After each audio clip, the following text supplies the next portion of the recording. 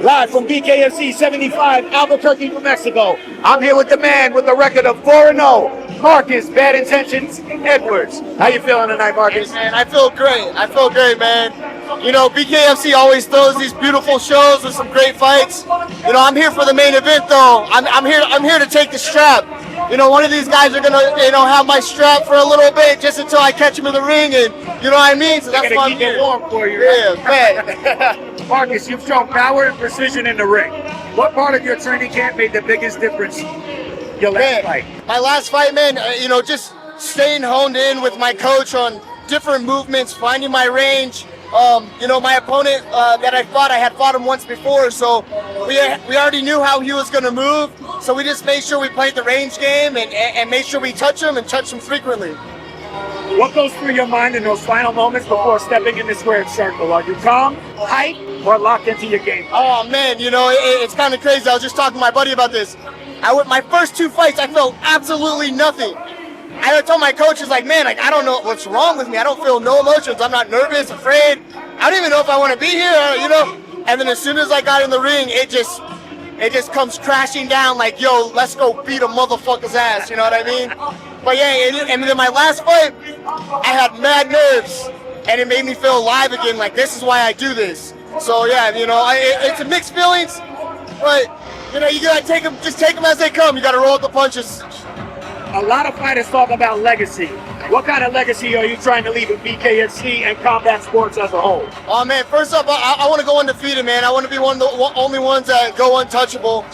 First off, and then second, I just want to be the guy that showed up, has respect, comes in there, puts on the show, fights from bell to bell, doesn't complain about shit, and knocks motherfuckers out. I just want to be that guy. You face some serious competition. Who's the one opponent you'd love to run it back with or settle unfinished business against? Oh man, I'll run it back with every single one of them, but the question is, will they run it back with me? That's the question. I hit like a ton of bricks. I'm aggressive, I'm fast, and usually guys, if I don't knock them out, they give up. They don't want to fight. So, I'll take any of them. Maybe, put them all in there. I'll fight them all at once. That's how I feel. Royal Rumbles. Royal Rumble, baby. If a young fighter came up to you today and said they wanted to go bare knuckle, what's the one piece of advice you'd give them before they make the jump? It all matters. If they're just now starting and that's what they want to do, man, I'll let them know. Take it easy. Make sure they get enough training in, because a lot of guys, they get 2-3 months in and they want to jump in and fight, man, and then you get the wind knocked out of your cells, and you may never fight again, So I just tell guys, get that experience underneath them, find a good team, find a good home, get guys that got your back, that know what they're doing, and don't force any fights. Just let it flow. Everything's on God's time, and let it happen. There's no rush. Marcus, everybody wants to know, how are the hips feeling? Oh man, yeah, I got my hip replaced, and as you can tell, my last two fights, your boy is moving like lightning. You know what I mean? I feel like a whole new person. Like before my first two fights, I'm barely moving. My feet are fucking cement, and I'm just throwing haymakers. Last two fights, I'm hitting angles. I'm moving in and out. I'm lightning fast.